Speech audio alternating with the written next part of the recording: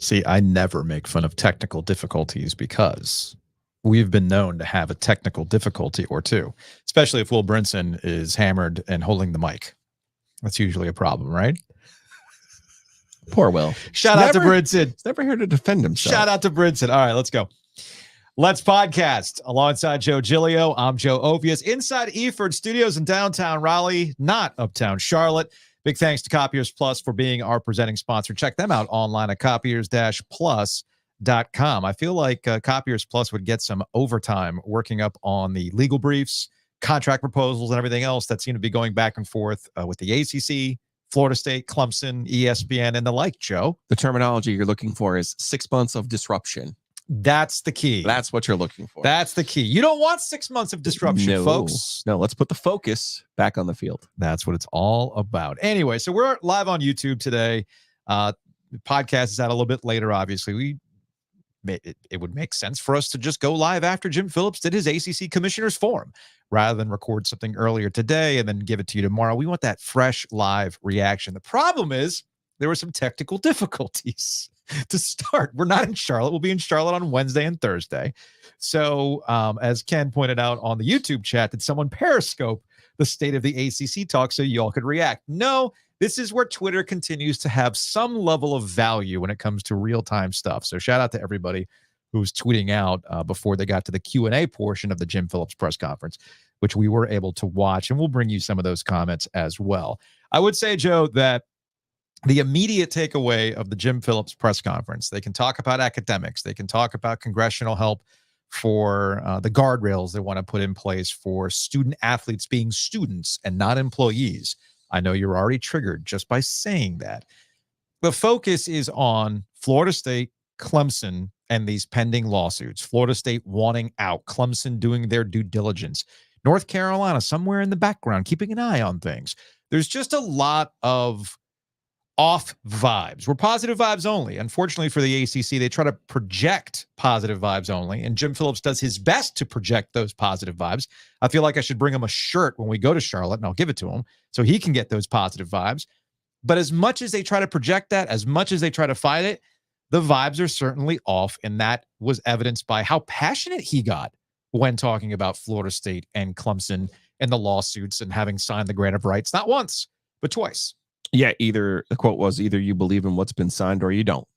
I'll give you that right now. But I was trying to record but couldn't because technical difficulties. But Bud Elliott, Cover 3 podcast, CBS Sports. I guess he was there with his phone, got it recorded. The video's a little off, but the audio is fine. And here's what Phillips had to say. There are limits to what I can say, but I can state that we will fight to protect the ACC and our members for as long as it takes.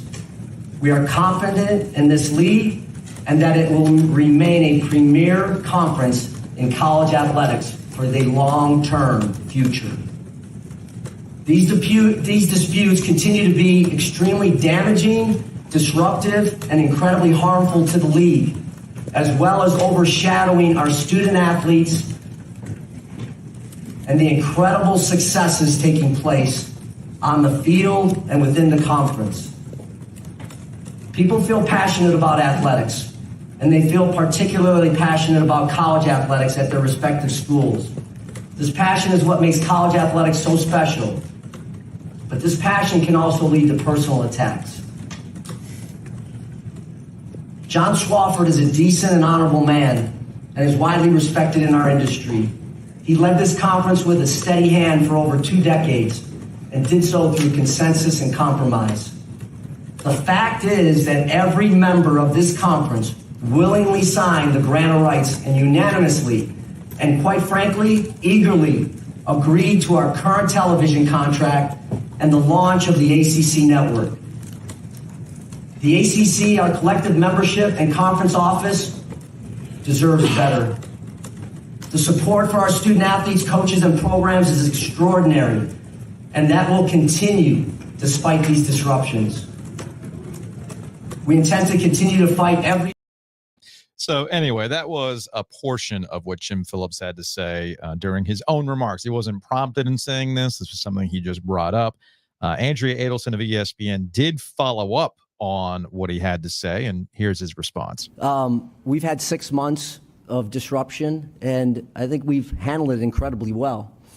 And so I think it's important for me to lead our group in particular, not only our staff, but more importantly our schools, to compartmentalize the legal piece of what's happening and not let it distract us or take us away from what we're all trying to do, and that's provide great experiences for our student athletes, teams, coaches, put the focus back on the fields and the areas of competition.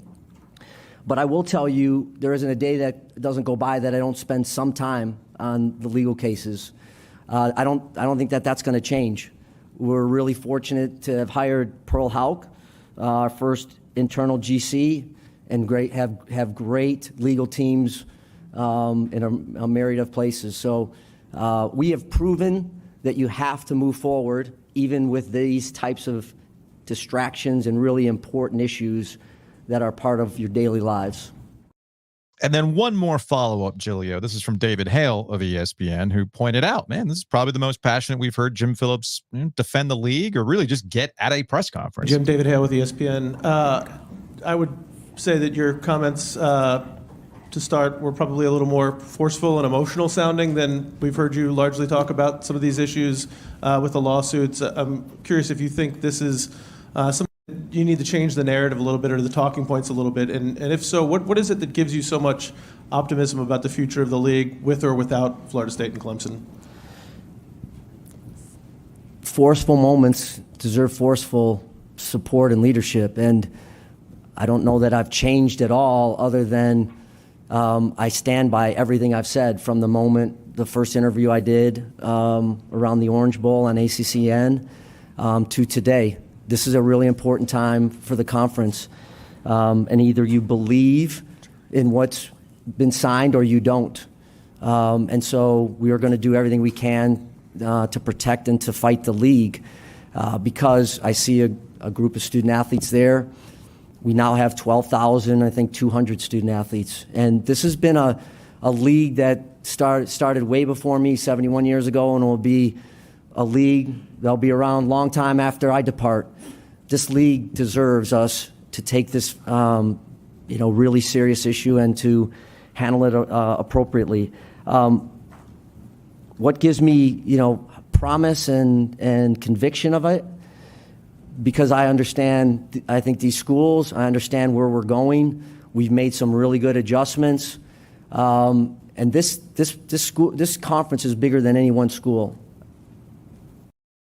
So again, that was Jim Phillips, ACC commissioner, doing some follow-ups to probably his most impassioned argument for the ACC. And then we're not going to get any drama, Joe. Pete Thamel, ESPN, tweeted out this morning, have been told by multiple sources that there's no expectation for Florida State or Clemson to notify the ACC they intend to leave by the August 15th deadline to depart after the upcoming year. That's the deadline to declare intentions to exit for the 25-26 year. They are both in the throes of ongoing legal battles regarding the ACC's grant of rights and withdrawal fees, so there's been little expectation of imminent movement. That sounds about right because, again, the grant of rights was signed, as Jim Phillips said, not once, but twice. And as you said last week, it's a really good deal for the ACC that John Swofford and Dean Phillips hammered out, and that's why we're here.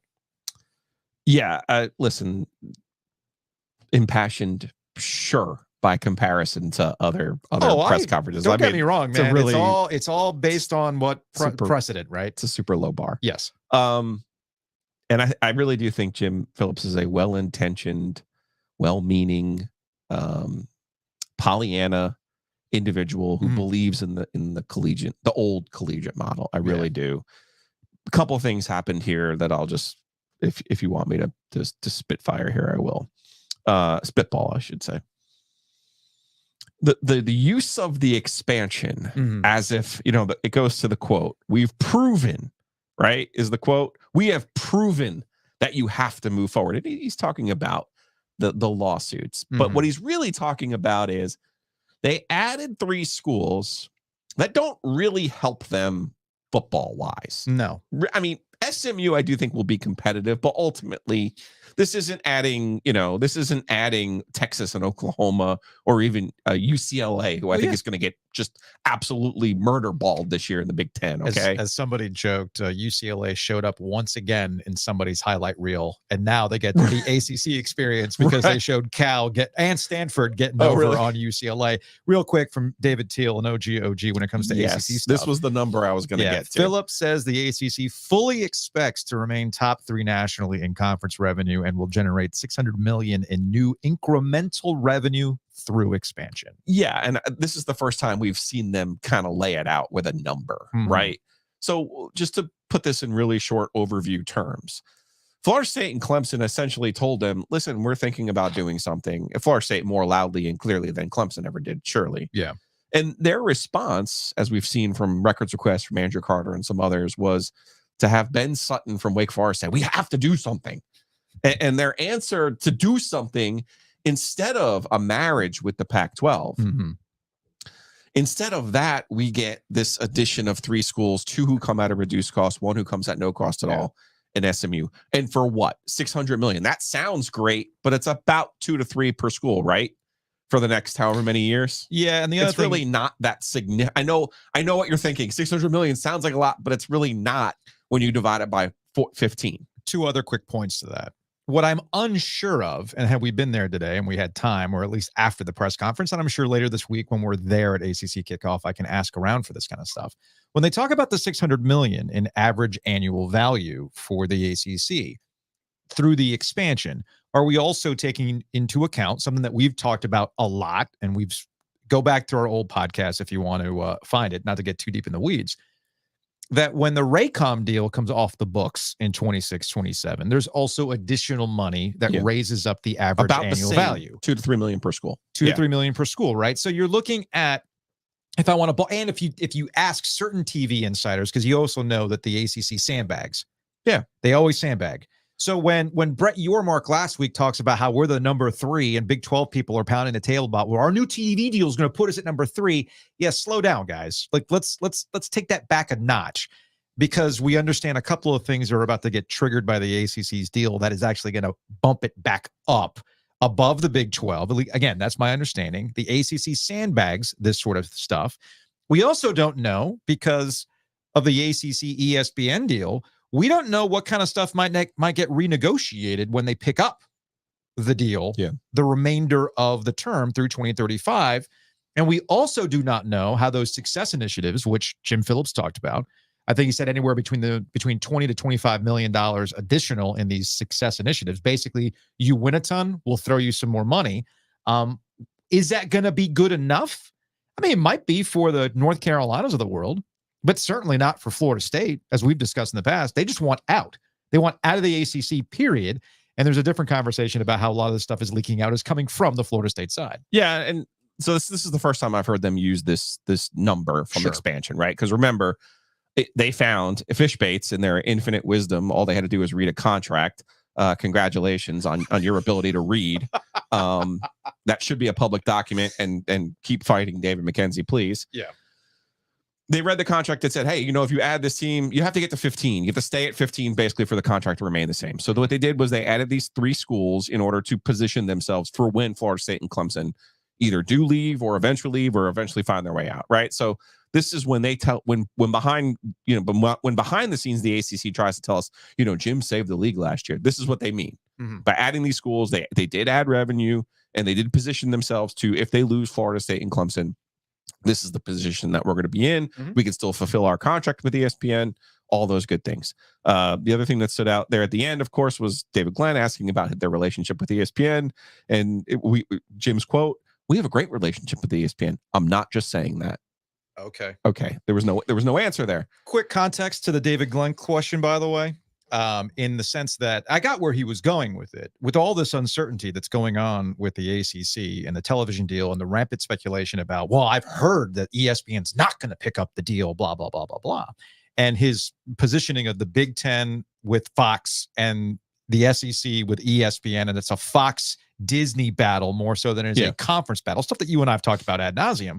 I got where he was going with it, because if you really want to put to rest all speculation, you would announce, this contract's going all the way through 2035. The reason why I don't think Jim Phillips is doing this is, again, everything can be negotiated. And they're probably trying to find some ways to potentially just wring out even more money out of ESPN/Disney, to which I would say, I understand what you're doing. You should be doing that. But I don't know if ESPN is going to be in the position of doing that for you for a whole list of reasons. And it has nothing to do with how they value ESPN. It has a lot to do with their own bottom line and where television is going. It is in the best interest, by the way. I'll wrap my point on this. It is in the best interest for ESPN Disney to keep the ACC, because I cannot stress this enough. Bob Iger and the crew are going to be launching a streaming-only sports service, the Spulu. I think it's called Arena. I think that's what they're calling it. I forgot the name of the whole thing, but regardless, they need programming. This is why the NBA was able to get the kind of television deal they got for their second-tier and third-tier rights, the B and the C package on top of the A, because they understand Amazon wants in on this kind of stuff. It's all about inventory. So I do think that the ACC and ESPN will continue through 2035. The question is, how much money can you get out of them? That's the problem. And is it enough? So for all those reasons, you can understand why he's not going to stand up there and say, oh my God, ESPN, they treat us like a second-class citizen to the SEC, which he was asked about multiple different times. Yeah. I understand why he wouldn't say something like that. I can understand about the legal issues and talking about how you're going to fight and all those other things. I totally get that. Good for you for espousing what you've done in a positive way with expansion, how you view, quote unquote, saving the league. Those are all good things. The thing I can't get past with Jim Phillips, and I struggle with, and I'll probably never get past, he has an antiquated view of what college sports is now.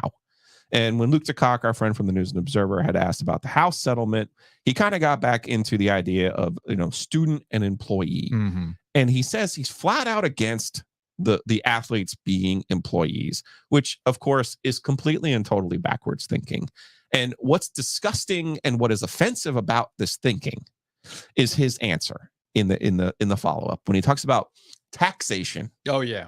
I don't think the parents and families want to be taxed. Jim, last time I checked, you made $3 million last year from the ACC. $3 million. Mm-hmm. Did you turn it down because you had to pay taxes? Do you know how insulting it is to say to adults who can go and die for you in this country and say to them, you can't handle taxes, as a complete noob and business novice and who had to learn the very hard way about taxes this year? Trust me, you can learn about them. Trust me, you don't have to like them, but you want the benefits that come with it. Mm-hmm. Jim, you make $3 million a year. You pay taxes. It's okay, man. Everyone else can figure it out too. You don't need to be so patronizing about the tax thing. And it drives me crazy. The other stuff, termination of an employment. Yeah, man. Hey, hi, over here. Got it. Well, we're the idiots who were at-will employees who didn't have a contract. Okay. So, and then he goes on, there's a lot of reasons why they shouldn't be employees. Yeah. No, the money that they help generate should be shared with them, which he did say they're getting more benefits than ever before. Yeah, man. Totally agree with that. Yeah. And I'm totally on board with that. And he was also talking about creativity and innovation because, the ACC's always been behind in revenue. I'm totally on board with that. Mm-hmm. But the idea about taxes it's just insulting. Mm-hmm. And also the repeated use of student athlete. Please look it up. There was a player's death in the 1970s in Texas, the state of Texas. And the family tried to bring a wrongful death suit against, it was a football player. And the NCAA created the bogus term student athlete in order to legally dupe the school and the system. And somehow it was bought back in the 70s. Now, the revenue wasn't what it is now. No, it's a totally different sport. But where the revenue is now in the billions, we really do need to stop with the insulting term. And the fact that he uses it over and over and over again really gets on my last nerve. Again, to use his own terms, he is a decent man. I do believe he believes in what he believes. He does. If that makes sense. It's the same thing. It's the same way we talk about Dabo. I mean, I can disagree with Dabo, and I disagree with Dabo a lot, but I never question where Dabo's coming from. I never question Dabo's sincerity. He truly believes what he is talking about. He truly wants to adhere to something that just no longer exists. And we'll see how that plays out this upcoming football season. And Jim Phillips is in the same boat. And the real problem for the ACC is they don't need someone leading them with that mindset and that attitude. But that's what they wanted. That is what they wanted, but it's not what they needed. And so that's where we have this kind of crossroads. I want to be really, really fair to Jim Phillips in this particular case. He was hired by the people. It's like the president. It's like the Roger Goodell thing, right? People bang on Roger Goodell. Well, the reason why Roger Goodell gets paid what he gets paid is because he's out there as a meat shield for the owners. That's why he's compensated the way that he is. And in the case of Jim Phillips, the reason why he's the ACC commissioner as opposed to some sort of disruptor is because that's what the president. That's what the president at Duke wanted. Right. That's what they want. So he's just doing the job that he was tasked to do. So I don't really need to get on Jim Phillips about that. I get on Wake Forest. I get on Duke. I get on Randy Woodson, who just announced his retirement, that he's cool with this direction. What a benefit. Yeah, isn't that nice? You could be terrible at your job and pick your own retirement date. Hey, man, some people are lucky like that. Speaking of money, again, to be fair to Jim Phillips, there's one thing we all agree on. Yes, we did it. We finally did it. We finally found common ground. Let's go, baby. I think it was Mike Barber.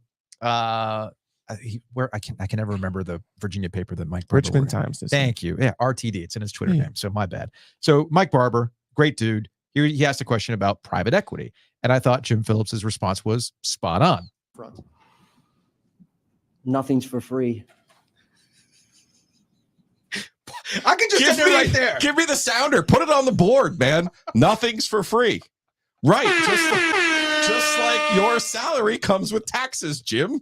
Nothing is for free. Nothing's for free, man. It's a mantra. Are you kidding? I'm going to have to put this on the board, aren't I? Yes. Nothing's for free. Damn right, man. Nothing's for free. He continued. That's probably the most important piece of this thing. And yes, influx of cash allow you to do some things. But do schools want to do that individually? Do they want to do that collectively? Do they not want to do it at all? Again, I think it's nothing's fun to do collectively. Do they not want to do it at all?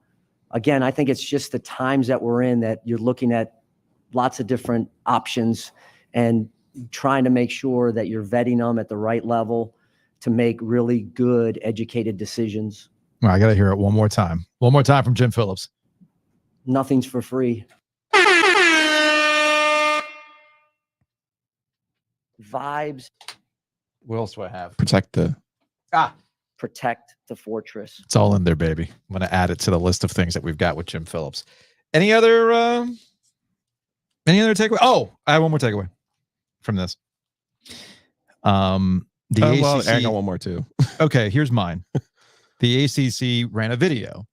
Didn't see it because technical difficulties, which again, not knocking, just saying it happens. Happens to the best of us. Are my mics working? Are we going through the Mac audio or my microphones? Been there, done that.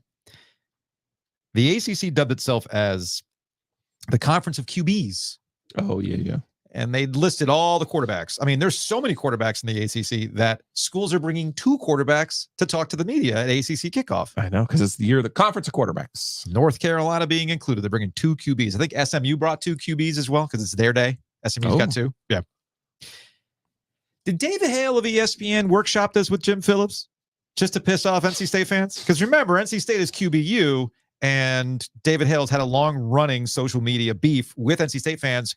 He wants to talk about the real QBU. So instead of just like, fine, I'm not going to even do a school. We're all QBU right now. The ACC QBU. That's what we are. That's my takeaway from that. It's like, fine. I'm just going to make it the whole conference. Screw you, NC State. Yeah.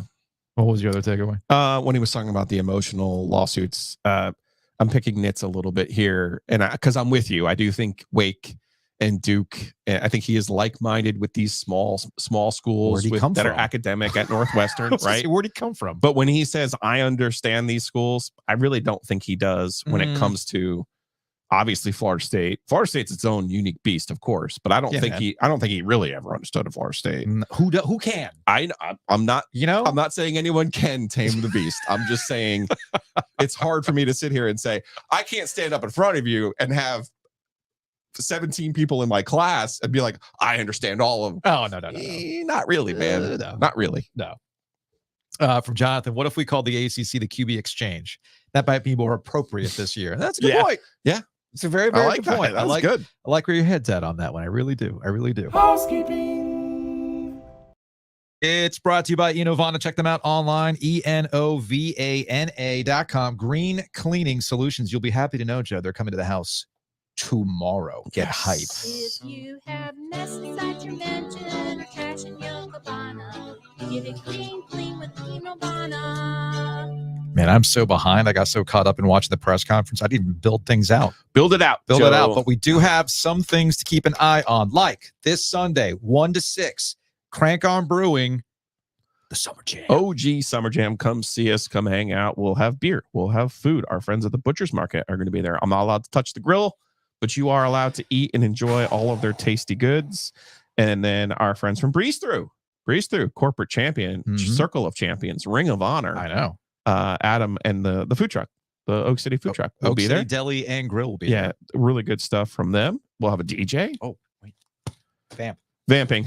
So that's Sunday, the OG Summer Jam. Now, we also have congrats. I'm going to work on this pronunciation here, but Donna Moldovan. Congratulations. You're headed to the Monster Jam thanks to our friends at Sleek Fleet. Donna entered the contest. She will be there thanks to our friends at Sleek Fleet again for all of your transportation needs. Sleek-fleet.com. Real quick, I want to mention Butcher's Market, thebutchersmarkets.com. If you're impressed with the meats that will be presented to you by Kenneth, and you will, because the steak tips are always good. Is he making, is he bringing the, is he going to do cheese steaks?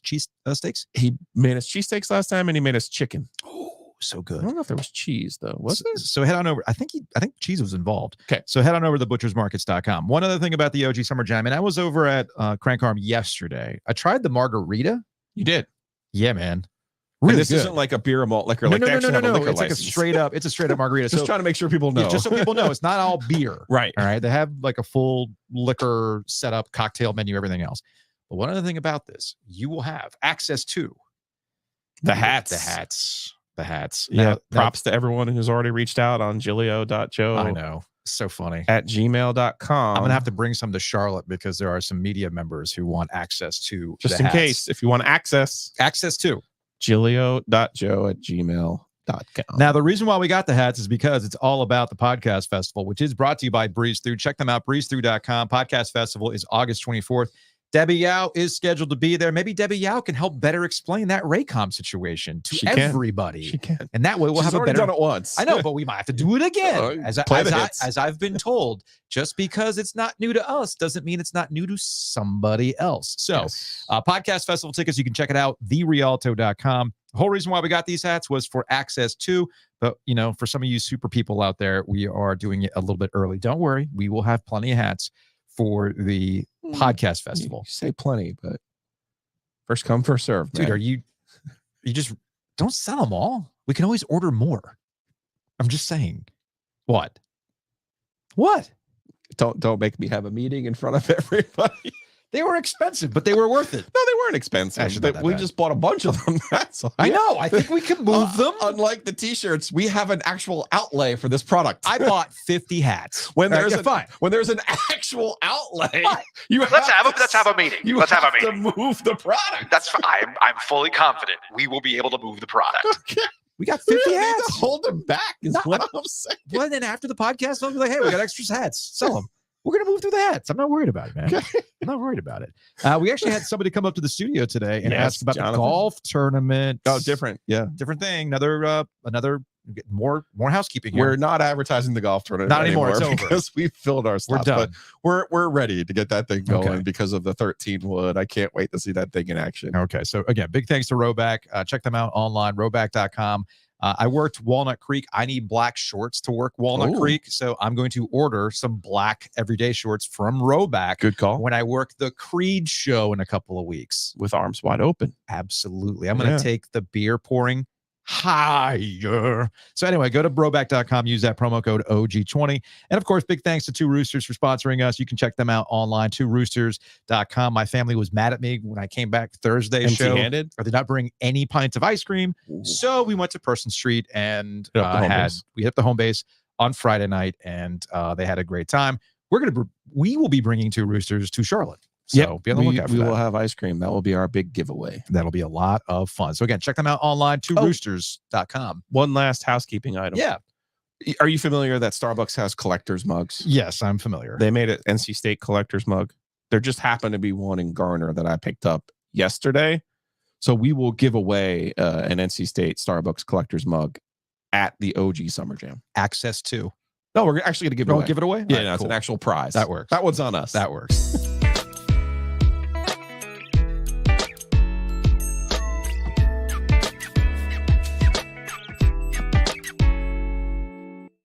All right, Jim Phillips said enough disruption. Let's get the focus on the football field. And I started to put together an ACC what? Let's get the focus on Stanford and Cal. It's SMU Get day, my Joe. SMU. I'm getting that Dallas, the big Well, D. aren't you Sweatshirt. You're SMU on College Football 25, are you not? That was my team. I didn't realize they had a Miami transfer playing running back. Didn't realize this. Well, it's funny. They were talking about ACC conference quarterbacks. Bud Elliott, of course, being Mr. Well, A actually. machine. He's Yeah. a machine. He's like, actually, it's the conference of running backs. And I'm like, he's not necessarily wrong about that. Not necessarily wrong. Now, as I was kind of going over, now that football season is less than a month away, I was very much of the attitude of, all right, I got to start putting my college football syllabus together. Like, Yeah. what are we looking for? What lessons are we potentially learning this upcoming season?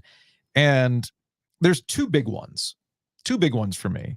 The first one is I feel like, and workshop with me here, I feel like Florida State and Clemson this upcoming football season isn't just about who's going to win the league. I also feel like Florida State and Clemson is a referendum on Florida State and Mike Norvell and how they're going about building a roster as quickly as they did, utilizing the transfer portal, versus what Dabo and Clemson have been doing, which is doubling down on their culture, how and they their go about recruiting. things, Yeah. and their recruiting, and having the wonderful fun fact that only 4 schools didn't take on a transfer. 3 of them are service academies. The 4th is Clemson. That's a real stat. Okay. Right, yeah. So this to me is a referendum, and I can't even think of a better situation. I can't even think of a better situation. Was it Bear Bryant's like great grandson or something like that? Something like that, yeah. Then DJ Uiagalelei back in the league as the quarterback for Florida State. Because remember, DJU, hey man, it ain't working out for you here at Clemson. Off he goes. We got to get Cade Klubnik in this bad boy. Right. So off he goes to Oregon State. Fine, whatever. Now he's coming back. He's going to be the quarterback for Florida State with a different kind of roster. You and I were texting about this. One thing DJU didn't exactly have was those patented wide receivers that used to be a thing at Clemson. Defense, I think, is still going to be good at Clemson, but the offensive skill has seen a bit of a drop-off, and that's why they've gone through offensive coordinators. Yeah. That's why a lot of Clemson fans are hand-wringing about how they've gone about this transfer portal stuff and getting with the times. And I feel like DJU is this avatar for former Clemson quarterback that's now at the school that's doing it the way modern football is doing it. And buddy, it was a close game last year. Remember, Clemson was the best multi-loss team in the country. Florida State needed a defensive miracle to beat Clemson last year, but they got it. But they got it. And if Florida State beats them again, and Florida State wins the ACC, and Florida State's the representative in the college football playoff, then I think not that Dabo's on some sort of hot seat, but there will be more pressure on Dabo to like, hey man, come on, let's come on. You're seeing what we're not asking you to do complete Dion here. Don't kick everybody out and bring a new team in every year, but do it more like Mike Norvell. Hell, be more like your guy, Dave Doran, who goes out and identifies, all right, what do we need to supplement what we have? That's the best way to go about the transfer portal. I feel like, just to use Jim Phillips' term to get back on the focus on the field, I feel like people aren't actually talking about Florida State this year. No, they lost some players. So please do not get me wrong. Sure. Right?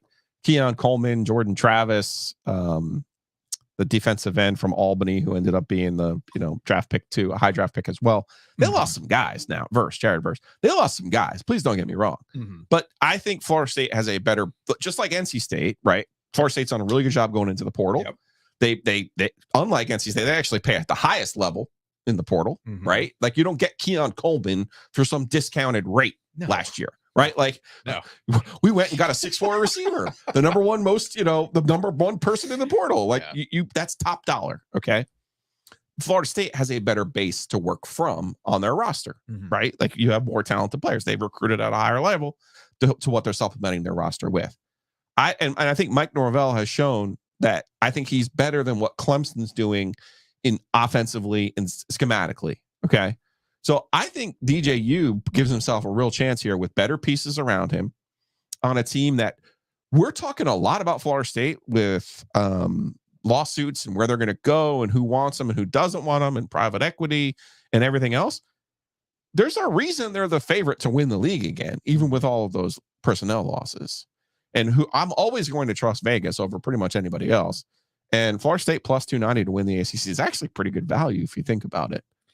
The other thing that I had jotted down was the ACC middle class and who out of the ACC middle class. It should be, but just how good is that middle class? Because remember, with the expanded college football playoff, well, I feel like we have this conversation every year. They're not going to be bad. Whereas the Big Ten has like 4 good teams, had 4. Yeah. The Big Ten had 3 good teams. Yeah. And the rest of them stunk. I Okay. agree. The rest of them were trash. I agree. But there's a perception issue that the ACC has. I was listening to the Split Zone Duo podcast. Okay. It's quite a flex, but go ahead, keep going. What is? Split Zone. Oh, it's guys like Alex and Richard Johnson and Stephen Gottfried. You know Stephen Gottfried, right? Yeah. So they do this podcast. It's now that I'm getting back into football mode, like I got to start. If you understand my joke, get back into football mode, right? What are you laughing at? I'm thinking of the old cubicle when you get your football out. Oh, my almanac. Whatever. Oh yeah, man. Yeah, the Football Outsiders Almanac. Because you know what I think of when I think of Ovies in college football. What's that? Or any sport. You're really getting into the analytics and crunching the numbers. Wow. And prepping for the You are the king of vibes. Don't give me that look. You understand they're informed vibes. But I always got a kick out of the perspective because you had them all up on. I used them as the camera. They came in handy. You never looked at them. You just used them as a camera prop. You of all people should know. That don't be fooled by my aloofness. Never be fooled by my aloof. You know this about me. Please don't hurt me. Come on now. Come on. Anyway, as I was saying, I was listening to the Split Zone Duo podcast. Great dudes. You're Dan Orlovsky-ing me right now. I know, right? I was breaking. No, I'm not breaking down. SMU. I am not breaking down. No, I am not breaking down SMU. Do you know who was really good last year? You just don't know it because you can't see it. Do you do? Bryce Young in the fourth quarter against Green Bay. Do you need some water? Yeah. Okay. Because you're struggling over there. Because apparently saying the Split Zone Duo podcast was a problem. Anyway, the Split Zone Duo podcast described the ACC. Coastal Chaos is dead, but that doesn't mean that, to your point, this hardy group of middle class, it really is just mediocrity. That's what it is. It's ACC chaos wrapped in mediocrity. That's what it is. I don't know. I think Louisville State, SMU, but this gets to what we talked about with Chris Gallo about the schedules. So Chris, who we talked to last week about referee travel, put out his strength of schedule matrix. Okay. He said he was going to put it out. I saw it this weekend, so I'm going to pull it up on YouTube if you're watching. He put out together the strength of schedule matrix, and you're looking at stuff that we've talked about, but now it's in number format. Yeah. And this is the part where this is what the real game should be. Coastal Chaos is done. It's over. RIP. We poured one out. Shout out to Mac Brown in North Carolina for being the last Coastal champ. And now we have to swap that out with who can take advantage of the scheduling mismatch. That's the question. Louisville did it last year. So out of this grouping, which involves SMU, Notre Dame we're throwing out because they have a 5-game schedule. SMU, North Carolina, NC State, Virginia Tech, Syracuse, and Clemson have the weakest schedules. Miami's right there, smack dab in the middle. Same with Louisville, same with Pitt. But I'm looking at a particular kind of middle class there that involves NC State. Can Virginia Tech be ahead of schedule with Brent Pry and that schedule? Yeah. Can SMU shock the world? You already know my answer. I know your answer for that. But that's the thing to look for. That's the thing for looking for. Yeah, the only problem, and I know it's just straight math, but Clemson can't have the toughest schedule because they don't play Clemson. This is true. It's just like Duke basketball. This is true. I think NC State's going to pull it off. You're the Wolf. It still is 24. It's 24, right? ACC championship game is being played in 2024, right? Thing about State, you'll know early. You'll know it early. Whether it happens against Tennessee or not is immaterial. It's immaterial to me. Immaterial. And the one thing that Dave Dorn does a really good job is we sit here and we talk about how we're good at scrambling. That's fair. What is Dave Dorn really good at? Particularly if they do lose to Tennessee and people are down on them. I'd almost prefer they played Clemson the next week. To be perfectly honest, that'd be with you. perfect. And that would be. and so the Tennessee game I throw out. It's the Okay. Clemson game that'll give you a Yeah, better indication of what's going on. And Clemson every year, even in this Dabo state, will play one game where they tell you, "Hey, man, we're still Clemson," just in case you forgot. The other thing that I jotted down for our ACC syllabus, I don't want to call it hot seat because I really don't see any coach on a hot seat other than say Mario Cristobal. If Mario Cristobal, if Mario, I mean he's not going to get fired. They owe him way too much money. I get that, but you can't have another Georgia Tech thing. It's year 2, I don't right? care. I don't care. Oh, wow. I don't care. Little Miami coming out there. Did Pops get that one? He might have. Anyway, Okay. I wouldn't call it hot seat. I would simply ask, it's a who of this trio will the fan base truly be over? That's the question. You're not getting fired, but your fan base is over you. Oh, this is a controversial one. This is a 3-coach race, but one is unlike the other. I don't like any of these. You got Dave Clawson in Wake Forest. Sir, do I need to ask you to leave your own podcast? The reason why I bring him up there is because there's going to be some real, like, come to Jesus conversations about Wake Forest football in this new era. We talked about FSU and Clemson being a referendum on where things are going for the Clemson program, but Clemson can still get by because it's still Clemson and they can recruit in XYZ, right? Wake Forest, different beast altogether. As you like to talk about, Dave Clawson built a new mousetrap, just like David Cutcliffe built a new mousetrap at Duke, but eventually that ran its course. But now that we're entering into this 12-team playoff, and now that NIL is a thing and money is involved, and Dave Clawson was a little slow to get to this NIL stuff, how does Wake Forest adapt to that? It's just a question. Mm-hmm. I don't know the answer to it. It's just something I'm curious about going forward. And then there's Mac Brown. Mac Brown, typically when we go into an ACC kickoff, we're talking high about North Carolina. We're talking about their quarterback that could be a number 1 pick in the draft or whatever it is. But there's none of that discussion with North Carolina. North Carolina is a very under-discussed team right now. You don't think the person on the Summer Jam stage right now is NC State out of the triangle, not North Carolina. I was going to say, you don't think this is the 3rd year for Cristobal. I apologize. Yeah, my bad. You don't think internally in Carolina? I know he has his handful of boosters, but you don't think there's at least a portion of that fan base that after the last 2 years have played out is not like, hey, man. And we've talked about this with Bomani Jones before at Texas, like, and also like his willingness to leave somewhere. Like you're going to have to drag him kicking and screaming. Mm-hmm. Like this isn't like, you don't think if you were to split the Carolina fan base, like what portion do you think is dissatisfied with Mac Brown and thinks that they need to move into a different direction? I think what would you say? What percentage? This would be my speculation, my personal speculation. I think that I think the normie Carolina fan, okay, I'm talking about the action, because North Carolina football fans do exist. Yeah. All right. I don't want Hunter's out there, man. Shout out to Hunter. They're over Mac Brown. They're over Mac Brown in the middle of the year. Okay. I'm just making sure that they're over it. Okay. I'm talking like the actual North Carolina, like normie fan, the ones without the money. Yeah. The ones who go to Keenan and sit in the bleachers and all that stuff. They're over it. They saw last year, like, come on, what are we doing here? More of the same. It's really the last 2 years because they started really well and finished poorly in both years. Totally it. I think they're over it. I think Taylor Vipolis over at Meadowlark, Dan Lebertard's show, probably is the best representation of that normie fan that I'm talking about. I think Greg Barnes at Inside Carolina has done an excellent job putting into words the frustration level of that particular subset of football fans. Do you think that's I don't think that's 25, the case. 30%? I would say 30%. 30. Yeah. Okay. I don't think that's the case with the people who have the money, who like Mac. And and going like those are the people that are ultimately keeping Mac in that spot. He's got his people that are going to fight for him. It's why it was very smart of him during that signing day press conference earlier this year, where he talked about, I talked to like the 6 top boosters. I bring him in. I get their opinions.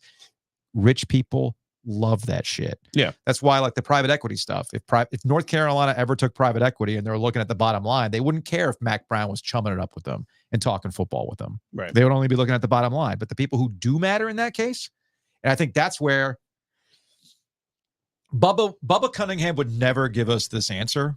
Truth, like we'd have to do the truth serum for him. Yeah. But I've always gotten the impression that Bubba's like, man, you broke it, you bought it. That sort of thing. Yeah. You wanted Mac, you got Mac. You tell me when you're done with Mac, and then we can have an honest conversation about where we want to take this football program. We just saw somebody resign from a position that he was too old to do anymore. I think it's fair to make the same claim. Yeah, about but Mac Brown. how much kicking and screaming took place for that to actually happen? A lot, but I bet you there were money people behind the scenes saying, "Hey, man, just so you know, it's passed you by. It's Just saying, it's time to give it up for somebody So else." that's the thing. Like if Mac, I'll get back to a central question. If they win 8 games next year or this upcoming Which season, I think they are more than capable of. incredibly capable of winning 8 games. You said empty calories This year. Yes. Oh, yeah. I mean, who are they going to beat that you're going to be excited about? But what's Matt going to tell you? Oh, well, they won 3 games before I got here. Right.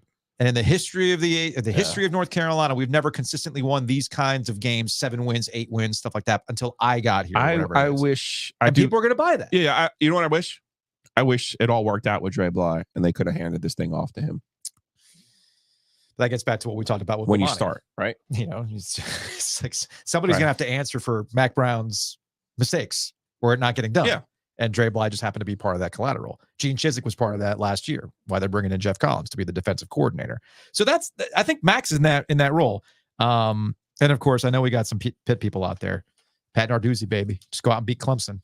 Pat Narduzzi looking at Dave Doran, is going, the "Hey, same person go as do it." Dave Doran. He really is. Why would he be on them? It's because Pitt's They had like 8 coaches in 3 years. You can't get rid of the one guy who wants to be there. Like I was looking at the other ones, like Manny Diaz just got there. Manny Diaz is going to have to deal with the, hey. I'm sorry. I didn't realize Pitt went 3-9 last year. Yeah, Pitt was bad last year, dude. Okay.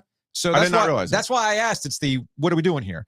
And then, the Manny Diaz thing, very much a, wait, how did Pitt go 3-9 last year? buddy, offense. It's the same thing. You nailed it. You're right. You're right. Narduzzi and Doran are the same person. They really are. So if you want to know how they went 3-9 last year, is because their offense was set back several years. That's why. I bet you their schedule was slightly harder than when it was in the Coastal. I bet you that might have had an effect. If you want to, you ready for that? You ready for that argument? You want to bring that one back, or you're okay? No, I'm not. I'm not ready. Ready for that. You're not in that football mode yet. And then as we're going through all these other coaches and whatnot, the only thing that I had jotted down was okay, I don't know anything about this guy. Like, okay, Brett Pry, cool.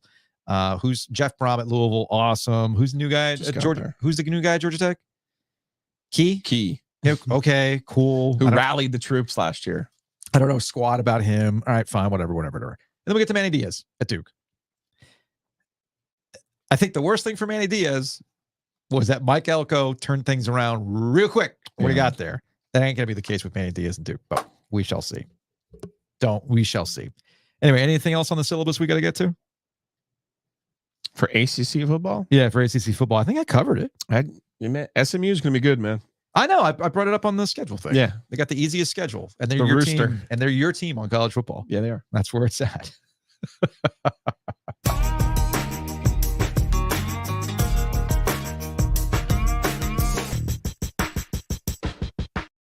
Big thanks to Whitaker and Hamer for sponsoring us, a corporate champion. Check them out, wh.lawyer, attorneys and counselors at law.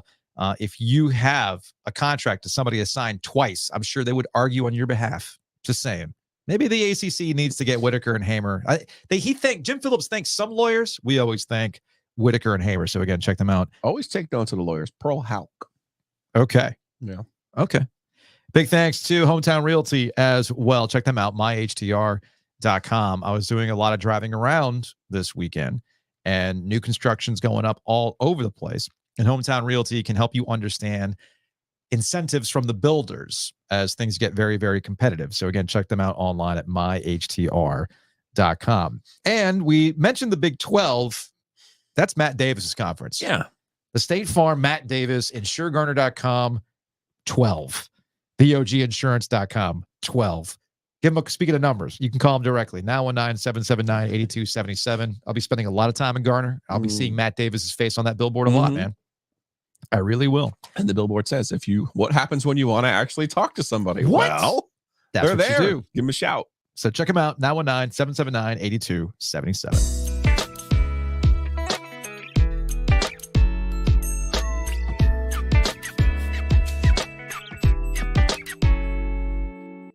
One comment before we get to the lightning round from our guy Al Hood over at Tar Heel blog. Bubba didn't move on from Fedora to the cost till he cost Carolina money. When Mac starts actually costing them money, then the conversation will happen. But also, let's understand that Fedora. Let's get this. Let's add a little bit more context here. You know, the Fedora thing also was related to, I'll buy him out if Mac is the answer. Mac is the answer, which again gets back to the you break it, you bought it. Mm-hmm. This is the guy you wanted in order to get the money to get Fedora the hell out the paint. That was like $12 million. It was not. It was not cheap. It was not pennies. It was not cheap. Would they have found a way to move on from Fedora? Of course, because it was definitely time to move on from Fedora. But I would just point out that a lot of that money ended up coming from the boosters who wanted to install Mac Brown as the head coach. Now, what do you do to those boosters who brought him here?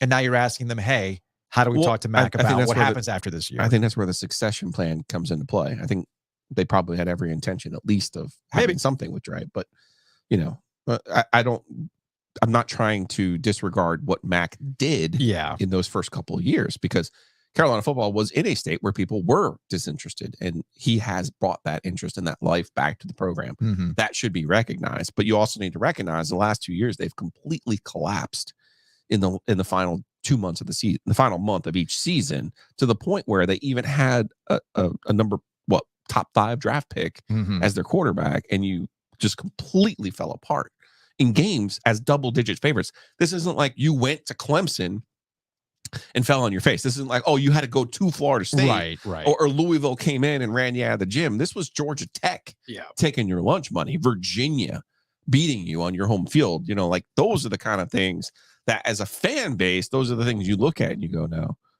why are we still moving in this direction when, you know, you try to find those alternatives. The other one I wanted to hit there was the pit. I forgot about the CW curse. Oh, that's right. Like everybody who played on the CW. That's right. Like lost the next week or whatever. Yeah, pour it out for our guys. I know, man. I got that text today. I didn't like it. Yeah. Batesy and Wormy out. Did not like that. Tom Brenneman is in after a 4-year hiatus after he got fired for some hot mic comments. So we'll see how that works out for the CW, and if the CW curse continues. Let's do a little lightning round, shall we?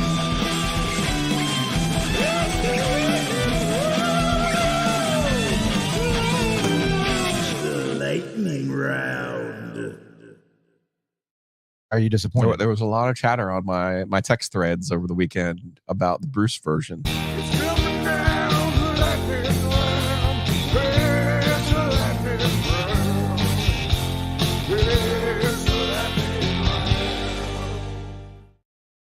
Yeah, did they like it? So good. To the tune of Lucky Town? So I asked Brian, he was listening, and he's like, oh, so Creed, huh? And the way it kind of ended up workshopping into more of an OG sports phone type thing. So I haven't transferred it over to StreamYard, so I'm just going to play it off my phone.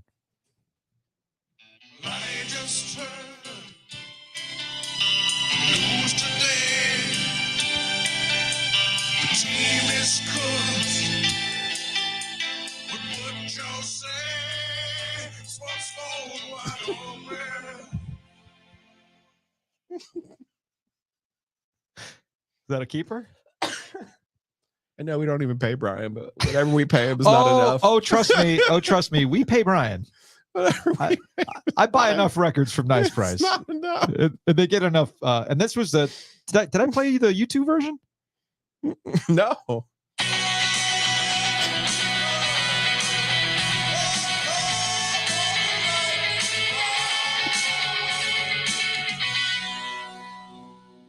I mean, he nailed the Edge's guitar, signature guitar. This feels like the end of a Marvel movie where you have like the credits. Well, what didn't we get into the show? Well, we didn't get the Creed movie.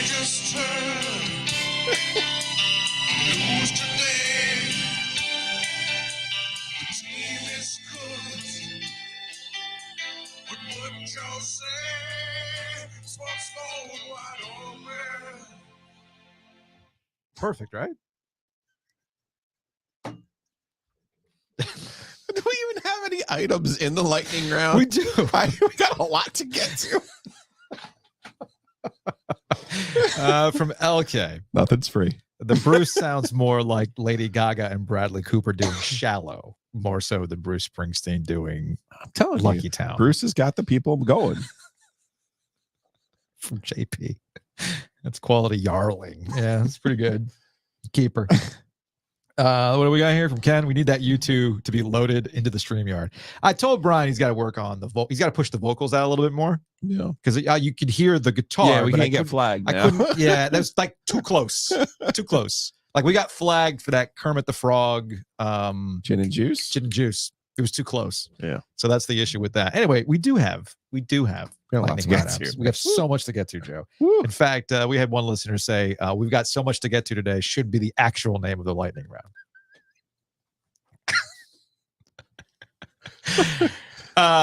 There's a little bit of hockey here, so I guess we should go ahead and hit you with since we're in a musical mood.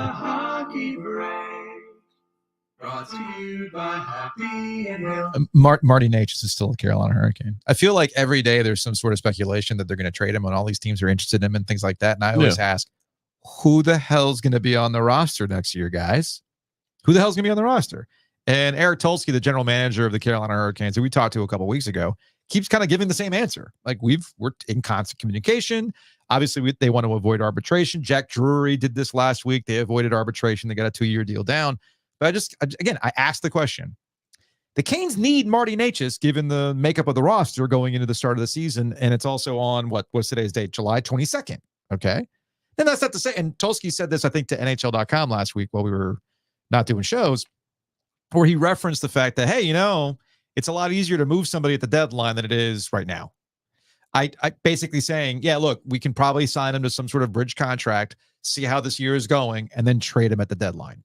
And obviously that's best for everybody involved, because if he balls out, his value goes up and the Canes can hopefully get something in return. Or they just let whatever issues they had go to the wayside and they put him in a role that is beneficial for him and beneficial for the Carolina Hurricanes, as we talked about with Rob Brindamore a couple weeks ago.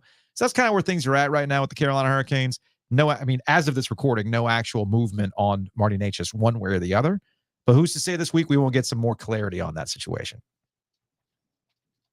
That's it for the hockey break. Go to Happy Inhale. Check them out online. Happy Inhale, download the app, which is always money. Always good stuff. And when you go to Happy Inhale, you can get their smoothies, which I highly recommend. The Almond Brothers is very, very good. Delicious. That's my favorite smoothie there. And I'm a big fan of the Bueno Bowl. Bueno Bowl, Thai chicken crunch, but they also have I can't say what the type of burger it is, but it has a sauce that it's a burger bowl with a certain Thousand Island type sauce. Oh, I see. Yeah. I see where you're going Actually, with that. if we called it, just like the Carolina football coach, Big Mac with a K bowl, I think we could say it that way. I think you're right. You're right. All right, let's actually do some more lightning round, shall we? It's a lightning round.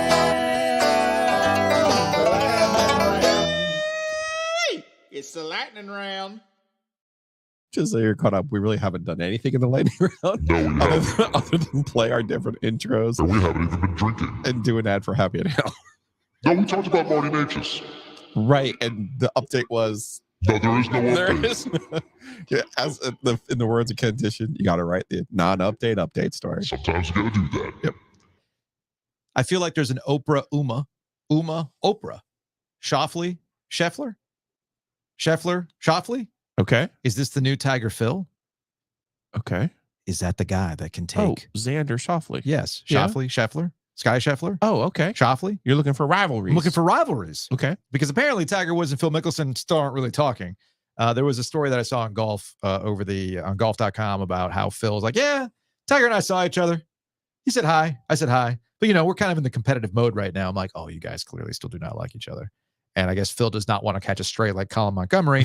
Although I'm guessing Colin Montgomery, given Tiger's weekend, probably laughing. Didn't get hey, to the weekend. Yeah. so hey, about the whole retirement thing. How you feeling about that now, Tiger? After what happened over the weekend at the British Open? It was really tough. I can tell you're not really interested in talking about the British Open because your guy did not win. No, I'm not. Did he even make the cut? No, my guy did not make the cut. No, that's not it at all. Okay. I'm actually more disappointed in my performance in the Barracuda Championship than I am in the Open Championship. I'm not gonna lie to you. I think 7 of the top 12 players in the world didn't make the cut.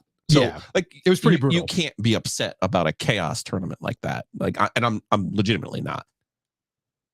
I would have liked for Justin Rose to have won. Like, I was rooting for Justin Rose, but like the fact that Schauffele won, the only thing I took out of it was I was right that there would be someone who won 2 majors this year. Yeah. It just wasn't Scotty Scheffler. Gotcha.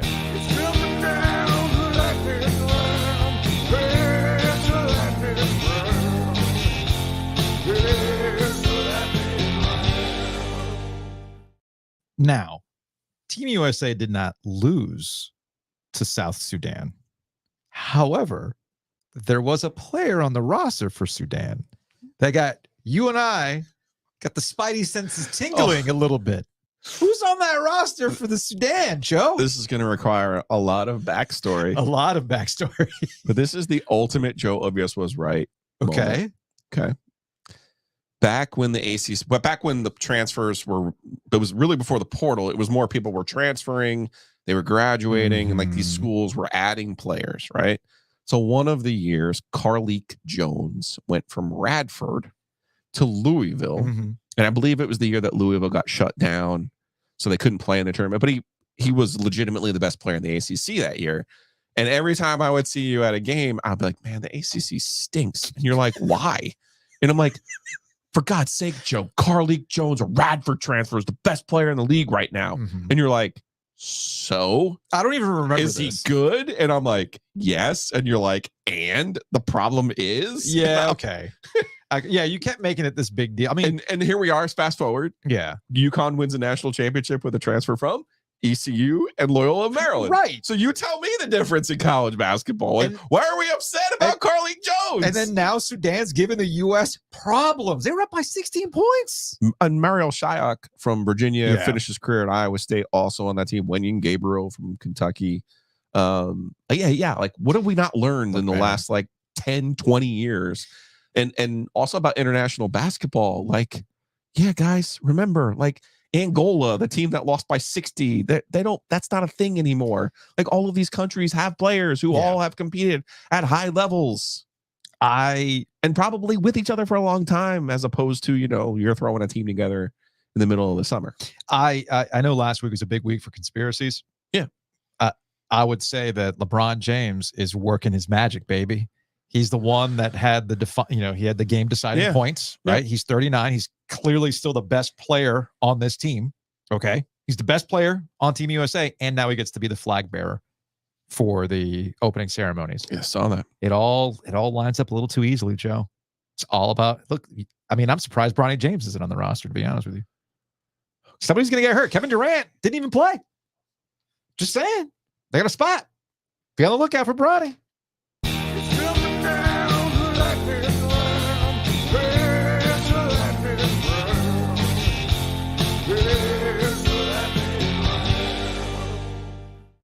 I am going to play that forever. Lightning round item number 3. Speaking of conspiracies and things like that, I want to shout out Twitter and its AI construct. It's called Grok. Grok took the joke that Joe Biden was not accepting the Democratic nomination from the Democrats this weekend, because he wanted to focus on playing college football 25. Like, Dimitri made he took a joke press release, and it was like, hey, from the office of Joe Biden, y'all, like, I've realized that this week and my performance has dropped because I got to focus on college football 25. The question, though, again, I think it's hilarious that the AI gets this wrong all the time. All these companies keep pushing you AI. Google, hey, what's the best cheese to put on pizza? I'm not making this up, by the way. At one point, they did an AI summary of putting glue on pizza because it misread a Reddit post about putting glue on pizza to make it look like a television commercial. Oh, okay. Because that's what they do. Yeah. They make a weird cheese glue mixture to make the cheese look like it's connected forever, right? Yeah. The Google AI spit back, put glue on your pizza. Some people actually went and did it because, Elmer's is edible. So there you go. It is. So AI Grok for Twitter was summarizing Joe Biden not accepting the nomination because He was off to go play college football 25, which gets to my central question, Joe. Is Joe Byron playing Delaware or Syracuse? Is he bringing back the wing tee like his old days at Delaware for the Blue Hens? That would be fun. Yeah, he's just like, I'm going to wreck shop on all these kids, all these millennials online with the wing tee, baby. Fighting Blue Hens. He's just chilling in Rehoboth. He's drinking his Dogfish Head, crushing 20-somethings. The only thing I could get over on either of my kids or the neighbors was the speed option. That was it. And then I couldn't find it. Like I lost it. Like I didn't realize there was like a tab that you could go to recent plays. Yeah. So it wasn't until like my third game that I figured out, oh, okay, this is how I find the play that actually worked for me. But no, I got crushed. I haven't played it yet. Crushed. I have not played it yet. Let me know if you run into playing Joe Biden on the. I haven't played online. I've just played in person. Joe Byron, the real people. See if he's on there. I'm going with Delaware over Syracuse. Plus the uniforms are better. Yeah. Get the little Wolverine thing. That's what it's all about. Which one do you want to hear? As we cycle through these, you want the country or the Bruce? Country. It's a lightning round.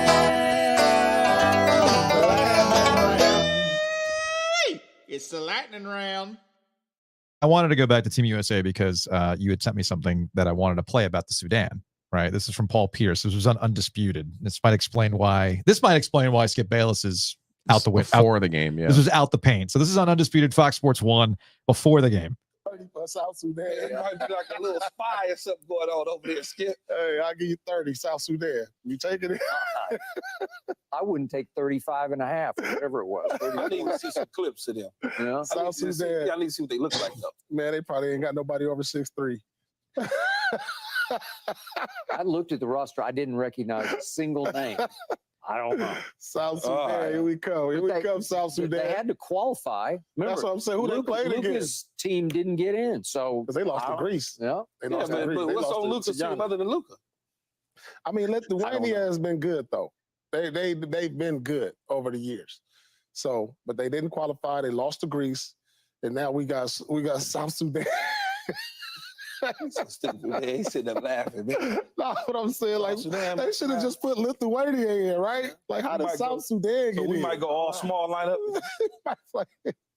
Clearly, Skip Bayless is not in the running to be the ACC-centric, needle-moving ACC network host when his deal with Fox Sports 1 is up. We just gave you 2 ACC legends on the South Sudan what else team. You want, what do you want, man? Yeah, we're not in the running for that job either. Just a hunch. Is that it for lightning round? I mean, there was so much in there. It was so meaty today that I'm really not sure how we made it. Brian has been watching, and he has let me know that he redid the U2 with a better vocal. He will be sending it to me, and he's glad that the Creed worked. Yeah. He's glad that the Creed worked. I'm also glad that the Creed worked for sure. Anyway, that's your lightning round.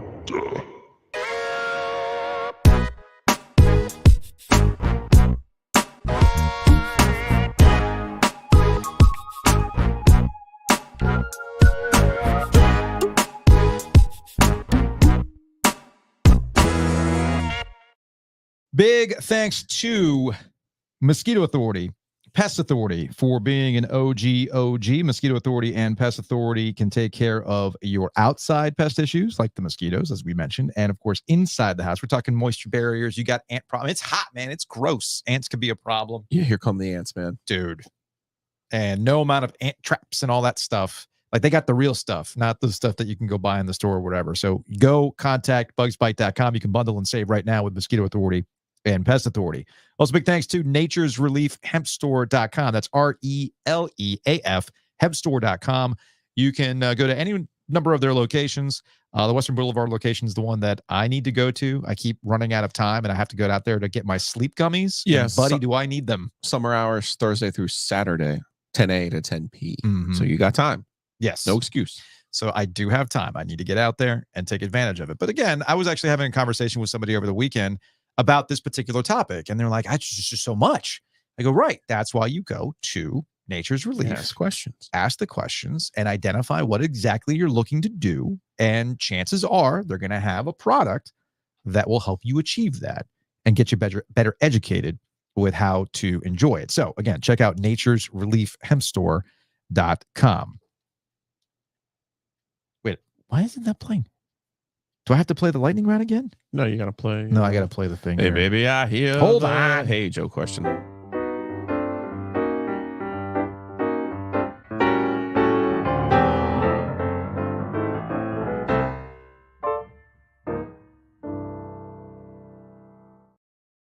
Quite stylish. You can be quite stylish with us at Crank Arm Brewing. Check them out, crankarmbrewing.com. OG Summer Jam, again, will be there on Sunday from 1 until 6. From Joseph, we play smart, we play fast, we play physical. Larry Fedora over the Keenan PA system late in the fourth while UNC is getting blown out by ECU. Sorry, you just triggered my most lasting Fedora memory as a Heels fan. Poor Elfed. Those ECU losses really will be on his tombstone. They will. I mean, honestly, my lasting Larry Fedora. Actually, there's so many to choose from. There was the whole war on football. I just stuck with the on-field results. Yeah. There's the war on football. There's the, I'm not going to tell you who the starting quarterback is going to be because it gives me pleasure. And of course, my all-time favorite, NC State just beat them at Keenan, and there was a little bit of a scuffle in the end zone corner. And Larry Fedora at the end of the day at the press conference said something to the effect of, I just saw two teams celebrating. Why was your team celebrating an NC State touchdown that helped decide the game, Larry? What are they celebrating about? They were celebrating. That was his final game. Oh, okay. Yeah, it was his final game. That's right. Anyway, we've gotten through most of these comments as we're live today on the YouTube. And then here's Davis. When's Carolina going to get that SEC invitation? Whenever the ACC implodes. Whenever we're closer to the end of a television contract. That's why I've always earmarked 2030 as a time for this stuff to truly pick up. I'll go back to something that we talked about earlier and related to Pete Thamel from ESPN talking about August 15th, because August 15th is the date. Yeah. If you're gonna leave, you gotta announce your intentions by August 15th. The thing is, as people have been talking about August 15th, be on the lookout. They're going to do something. Well, how? There's no real end to the legal stuff. Jim Phillips today spent a good chunk of time talking about how they're not backing down. They're going to fight it. And there's a separate conversation about the relationship and everything else. I think two things can be true at once. Obviously, Florida State wants to go and win. They're in the ACC. They don't care about conference pride. They care about Florida State. Yeah. So Mike Norvell's out there trying to get to the playoff. He's not doing it for the ACC. He's doing it for Florida State. So the games are going to be played. It's not like they're going to get to the end and go, oh, you know what's really going to screw the ACC? If we don't go. That'll show them. Yes, because I'm sure that the SEC and the Big Ten, however you feel about them, are going to go, I see you guys. I like your commitment to the bit. Why don't you join us? It doesn't work that way, okay? So I don't see this changing anytime soon. I think it's going to get closer to 2030 when the end of the television contracts are kind of on the horizon, or the SEC and the Big Ten decide they're going to blow everything up and go forward. So that's kind of it. Anyway, those are your Hey Joes. We'll be back tomorrow, normal time. Joe's taking a golf break tomorrow. Dimitri's going to hang out with us. Jason Kirk, Shutdown Fullcast. He's got a new book out. He's going to help us talk about that and promote the upcoming podcast festival on August 24th. Get your tickets today at therialto.com. And then we will see you in Charlotte on Wednesday. Wednesday and Thursday are going to be a little wonky because we'll be doing some recording throughout the day. So the podcast will be out later in the day, including the YouTube. It will come out a little bit in the evening. When I get a better idea of what the schedule is going to look like in terms of recording and what time I can get it out there, I will let you all know through our social media channels. So be on the lookout for that. That'll wrap it up. We will see you later. 5 stars only, positive vibes only. Protect the fortress.